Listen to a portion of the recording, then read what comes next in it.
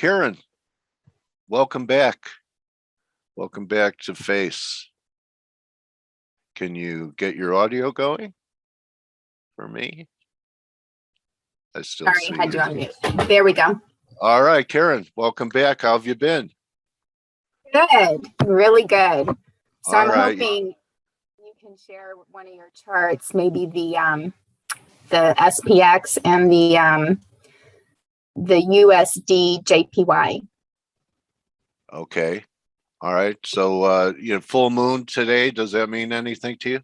Anything happening today that you're seeing? No, I would say the eclipses coming up are definitely more of, the implications of eclipses, their sun mandates. Full moons, Yeah, okay. Moon, I mean, they happen all the time. This is the shine on harvest moon up in the sky. So are you going to be showing anything on your screen? Charts or anything, Karen? Are you going to be screen sharing? Well, we can just use your chart if you want to put up. Oh, okay. All right. Yeah, Sure. just use your chart. So put up the why don't you put up the S&P 500, put up the SPY, and if you have that a chart that shows 2019 to current, because what I really want to highlight is, so let's say we were here's having 2019 in the SPY. See it? Yeah. Okay, and here we are today up here, about to make new highs. All right. Exactly. So what I want to illustrate is, let's say we were having this conversation in 2019. It's October 2019, and see how the chart looks. It's just going up. So what I see coming is another episode of chaos like we had in 2020, early 2020, where we had a massive correction, and we had a shutdown caused by COVID. The reason. What's the chaos this time? Geopolitical, domestically political. How about a default on our debt? I think it's actually international financial crisis. So it's banking crisis. Okay, that's right. That was your narrative. Yeah. Yeah, it is my narrative. I remember it now. I remember it now. Okay. All right. So we're having this conversation and it's 2019. And, September 2019, there was the repo crisis. And, we didn't see an overall reaction to that. I think it was really shoved under the rug. Right. And so that, in my view, there might have been, like Morgan Stanley, some of the banks might have gotten a ding a little bit, and the Fed came in with overnight QE and sort of patched things up. But I think really what has escalated now, which was just to the few, is now to the masses. So all of the international financial, the central banks, all the tentacles of the international financial system is cracking. And so it was managed, then we had the COVID crisis. Some people, there's some speculation that, that was a pandemic created to sort of cover up what was really going on, because they needed more, financial bailout. So, we saw trillions of dollars that have, different bills that passed, and they've thrown trillions of dollars at this. Well, it's escalating in my view, and it's unraveling again in the fall here. Now we're at 2021 and we're going into 2022, and that's what we're going to see. My warning is that what you see on that chart for 2020 is another potential coming up. So it was just a really interesting conversation listening to you guys before. Yeah. So you know what? I hope it doesn't, make you feel uncomfortable, but I actually agree that we could have something like 20 to 40% come out of the market. You know, I'm not sure what the catalyst will be. You think it's a bank? I actually heard Sheila Bair say that everything ends up at the banks. It may not start at the banks like it did in '08, but with all the leverage in the system, her thing was, and you know, she's not Astro, but she was saying that Powell really has to move slowly, or you know, there could be another financial crisis. And that Sheila Bair, she doesn't normally, she's not an alarmist, even though she saw the other one coming. So what do you think it is? All that old toxic paper from '08, or what? I know that we're doing reverse repos. I never thought in my career, Karen, that having too much liquidity was a problem for banks. And that seems to be what's going on with the Fed doing, you know, reverse repos, uh, huge amounts, new record amounts every day. So is that part of the banking issue you're talking about? Well, I think, that could be a symptom, but I think the bigger, the catalyst for it is most likely, and we're seeing it with Evergrande right now, where it's the unraveling of these Debt, real estate bad debt. land Yeah. deals. Okay. So I think Yeah, you're there's, fading on me a little bit, on and well, off. I know my internet connection. I don't know why. For some reason this morning it's a little bit sketchy. Okay, So so do you have a price level or time? You know, if you're trading futures and you're off by a week and there's a big pop, it could take you out. Do you have any kind of time frame based on your astronomical work, astrological work, what that points towards the high being completed, the end of this run ending in S&Ps? I would say November 30th, I think we're going to see some volatility and into December. So I have some dates for December, December 10th, December 20th, and December 30th, in my view, look really harsh for the dollar. So bearish on the dollar. Okay. So I would be watching that USD, so the Canadian dollar to USD, and the JPY, because I feel there's going to be some volatility coming up in the currency markets. So we Okay, see, so here's the weekly. Do you look at the yen this way or the way they have it in futures? This is, you know, retail FX where it's US dollar against the yen. This means the yen's weakening. So, you know, are you looking for uh, maybe a bottom in the yen and that the yen begins to get strong, which means it would head down after peaking with the market? Is that what you're thinking? That, you know, we put in some kind of high in the yen, US dollar yen, and we head down? Or we head keep going higher and rates keep going higher? I Lost you. definitely see volatility. And I think it's hard for me because I'm not a currency trader to really look at the pairs. But I would Okay. just say the dollar individually uh, looks to me like it's weak. So the dollar index alone, if you want to just pop that up. So where you see right now, where it's had some strength going up, Yeah. Not much. Yeah. not much, right? I feel it's very weak. And what I see is that getting weaker. Okay. All right. So So the maybe pairs, some type of dollar crisis. And normally in the kind of crisis that you're talking about, the dollar would be the safe haven.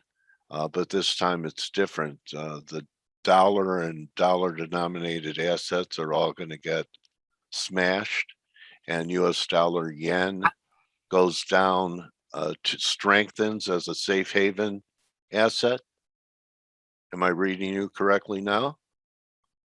into April of next year. So I think Okay. into next year we're going to have some dollar strength, but that's probably following more of a market downturn. So I'm really looking at the potential for another pretty significant pullback into next year. So again, if we were having this conversation in 2019, October 2019, the markets looked great. Everything was pretty bullish. And then we Yeah, right had, here. yep. So it's almost like, think about it in that way. We're having this conversation and it's 2019. So And we're here's October right right. here. Yep. And And then so we had this one last wave up. So and here it topped, and the top was in February, and this time the top may come in December. I was kind of thinking, let me ask you, I could see how something like that could unfold, but there's one fundamental event. Maybe it's just the way my brain works, that I don't think things can really unravel until after the Olympics. Do you know what I'm saying, Karen? Or is Beijing going to have the Winter Olympics, um, during a financial crisis? And aren't they going to do everything they in their powers to try and, I notice that people are talking about tech and China's coming back, that G will do everything to patch things together until after the Olympics, kind of like, Hitler did in Munich in 29, and that there's not going to be, he'll try and forestall, he'll do all he can do to keep things together so it's not chaotic in February. What do you think of that? I think there's a black swan event, and I just think it throws everything to the wind. Okay. Where, how can there's trying to stop gap so much. There's a very hard aspect to the Federal Reserve chart. So Yeah. Uranus Oh, opposed yeah. the moon. And Yeah, they've been getting battered. I mean, there should be some negative aspects to those front runners, don't you think? I mean, I I just think wouldn't. there's going to be a lot of anger at them. Yeah. Yeah. I mean, I wouldn't even have to know what candlesticks meant if I had a job at the Fed, would I? I wouldn't have to do Right. the hard work of analysis and take heat, wondering whether or not my stop is going to be elected or not if I just was a Fed governor. So that's what every What? young boy will dream about. But they'll say, "So, what do you want to be when you grow up, son?" "I want to be a central banker, so I don't have any Right. heat when I trade the market. I'll always know where it's going." All right. So, do you think gold and the precious metals, with a weaker dollar, you would think that maybe we're going to see new highs in gold? I think definitely for gold, and I would watch for right around the end of November for gold to, actually do something. But, the gold and silver markets, they're so manipulated. And for years, I've watched them, and even astrologically. And, it's a very difficult market astrologically to really predict, because you really Okay. have to just look at so many other factors of manipulation. So, but I would say the Bitcoin is the disruptor in the room now. So I do see Bitcoin having, again, November 30th is a key date for also cryptocurrency. I would say very, very volatile, probably like exactly on that day, November 30th, whatever day of the week that is. That looks like a Tuesday. So So I it's would after watch for that. Thanksgiving. Yeah. Okay. Yeah, I would watch for that, because that's going to be, in my view, a nod. So like the nod that the financials are cracking, because the December 10, December 20, and December 30 dates, those are definitely in regards to the international financial system cracking. There's some very significant problems, a lot of Where criticism, is it probably going to criticism. emanate? Out of China? They seem to be in worse, with what's happened with Evergrande and all their real estate, and they're an even bigger abuser of debt and bad debt and ghost cities. Do you think it happens in China as the epicenter? Well, it appears to be that seems to be where the media has a focus, but I really feel it's international. And I would say, Russia's central bank, I know they've been raising rates. Seems like they're trying to manage some sort of a banking crisis. It's not really hitting the mainstream media, but I would say behind the scenes, I feel there's definitely issues with Russia's bank. And I just think they're also interconnected. So China does deals, China's Yeah, doing deals with everybody. So, and I feel the United States has done some backdoor deals with land transfers or real estate deals that our banks are involved in, and that's what's cracking. So we're seeing that now. It's in the media. It's however they're going to, again, because remember, we're having this conversation in October of right, 2019, and what right. was The lead up into it. it's And any feel for, we're having energy shortages and the supply chain issues. Crude has been on a tear in a year and a half. Any vibes you're getting on the energy front? I think the whole system is shutting down, and that's why I'm using the comparison to 2019, because we had a shutdown in 2020. So there is some type of a shutdown again in 2022, and it's most likely just the whole economy. And is it by design again? Like the pandemic, was that by design?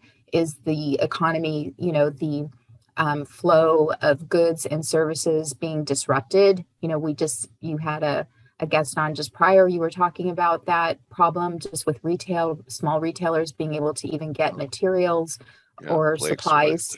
Yeah, Exactly. So really what's happening is that it's already starting. We're seeing the beginning pieces of this shutdown. During the pandemic, everybody was rushing to buy toilet paper. right. And I think as we get into more of a crisis, people are rushing to buy whatever they can get their hands on. Okay. All right. So the shelves go empty. I told a little joke that there was a big bus that the DEA found 100 semiconductors buried in a pound of coke. So that's the old joke was they found toilet paper buried hidden in some cocaine. Anyway, so how are you preparing? What are you going to do? Merry Christmas, Karen. Well, shop early, right? Yeah, So okay. it's You like, could still think about shopping after talking about everything shutting down. Okay. Good spirit. Uh well, we got through. So my message too with this is, we've been through a lot of crises, and they seem to be coming fast and furious. faster, 2008, yeah. Yeah. 2008, 2009, and then we, have an entire economic shutdown in 2020, and now it's Yeah. just, a couple years, not even 2 years out from 2019 when this started. So it's happening faster, and so the disruptions, people are just becoming, burnt out. They're just, I'm from one fried. crisis to the next. Yeah, Yeah. and Yeah. I You think get that desensitized. exactly. And I think what's happening too at the same time is people have gotten through those other two crises. So we've almost kind of like when you work out to become a better athlete, it's like you practice and you get better. And Yeah. people are becoming better at getting through these crises. So I do feel we're going to get through it, and we're going to move on from this, because at the same time, and I guess my positive message here is that the old system is cracking apart, but what's coming out of it is, I feel almost like this golden age is kind of running in tandem with the crisis. So it's like this beginning of, new innovation, new opportunities, people starting new businesses and new ways of financing enterprise, et cetera, where that's going to be, coming out of this crisis really The fast. digital age, including crypto in the future, Absolutely. So think about, when we came artificial out, intelligence, machine learning. all of it. So when we came out of Yeah. the war, and so World War II, we had air travel, computers actually started back then. So we had a lot of new innovation that kind of launched us into, sort of like a little mini golden age at that time, where people were, actually prospering and doing better. And I feel we're really going back into that type of a cycle again. But at the same time, this other old archaic financial system is cracking apart. And so we've got a crisis to go through. We do have to go through this. It is going to be, so for people just to be ready for it. It's a great reset, right? Look at it that way. Yes, you could definitely say it's some type of, but it might not be the one that they wanted. It's not in the way they wanted it. So at the same time, all of this is happening. There's new currencies. There's people who are starting new enterprises that allow individuals to actually save money outside of the system. So I feel you're going to have new wealth creation in ways that were unexpected. Wow. And that's the good news. Yeah. Okay. To me, radical change, you get to a certain stage in life. It's, they dragged me kicking and screaming into the 21st century early on. So, you know what I mean, Karen? Where can I find someone? Please give me an address where I could find a payphone. And I find myself watching movies from the 70s and 80s and feel comforted. So anyway, that's my you know me now, Karen. 60s. Yeah, 60s in the 60s. Too, yeah. The 60s. Yeah. And so to answer Kevin, I know Kevin just put a note up about the politicians, and I just want to say that, Trump's comment that, drain the swamp. Well, the swamp is going to get drained anyway. And it's not because of him necessarily. It is just that it's draining. And the old system, like I said, is cracking apart. And we're going to see the escalation of this. And I hope we have a chance to talk again and circle back on some of these conversations or these topics, because I think it's huge. And that's why I really wanted to make the comparison to 2019, because we are literally right back there, except now it's a lot more serious. It's bigger. It involves the entire administration losing their power, possible shakeup within our political system as well, at the same time as we're having this international financial crisis. So it's like a lot is converging. So what we went through in 2020 was just kind of like this is magnified. It's higher reading on the Richter scale. Exactly. That's a good way of putting it. Okay. And that's why I like using that comparison, because everybody went through that. You know what it was. Well, guess what? Get ready. Make yourself prepared. Do what you need, what you feel you need to do to get through another cycle like that. Okay. All right. Well, Karen, people are thanking you and find, let's see. Good point. So this is our last Christmas. No, it won't be our last Christmas. Richard Adams, wow, my mother was an astrologer. So it's a trip to hear it here. So, a lot of people appreciate it. I know I do. I don't poo-poo stuff like that, Karen. And, that I, believe in a lot of things that Gann taught, and cycles and eclipses. So we have some eclipses in December. Are those the dates that we have? We have solar, annular. What type of eclipses to look forward to? So December 4th is an important eclipse because it's 12 degrees Sagittarius, which is the ascendant of the United States. So the 1776 chart. So is it lunar or solar?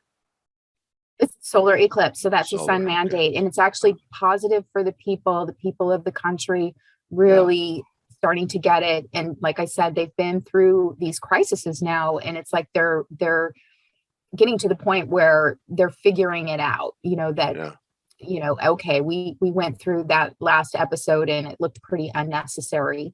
And so people and the $3 trillion that, the current administration Everything. wants to Yeah. push through again. So, Yeah. so people are getting weary of it. So there's that. And then in April 30th in Taurus, which I feel is really also very significant for the nation, for the Federal Reserve in particular. It really kind of impacts that chart more than the USA chart. But so my main message is that, again, it's like we're having this conversation. What would you want somebody to tell you in October of 2019? Because you need to Raise make sure cash. that you are, Yeah. you're And get spiritually prepared for being isolated for a year and a half. And still, that we're, yeah, I don't think we're going to have it's just going to be like a shutdown in a different way. The pandemic episode, I don't feel that's going to get repeated, but it's an international financial crisis. So that's what we're dealing with. All right. Well, at least everyone's in it. Yep. Everyone. All right. So there's nowhere to run, nowhere to hide. It's Hotel California. You could check out, but you could never leave. And I want to thank Karen Starich for being with us today. Maybe we could talk sometime this winter and, get an update and see what you're thinking. I appreciate your courage for, sharing what a lot of people would consider, oh, I don't want to hear that. I'd rather not know, be naive, stick my head in the sand. But appreciate your courage of being, getting the message out there of what you see and having convictions. And now we have some times to look at it. Some of your stuff ties in with what I was looking to do in the market anyway. So if that, you just gave me a little more confidence, Karen. Thank you for your time today and sharing your views with the community. Thank you, everybody. Love being on. Thank you, Dale. All right, Karen. My trading warrior sister, Karen Starich, and you could follow Karen. Here's her handle at kstar_trader. There you go. And she's, on her white horse. And we'll see everyone tomorrow. Remember, in all times, don't just count your pips, count your blessings. And we'll see everyone tomorrow. Adios. Oh, yeah. And guys, you could join the team in 15 minutes on the morning edge. Make sure you're shaved. Adios.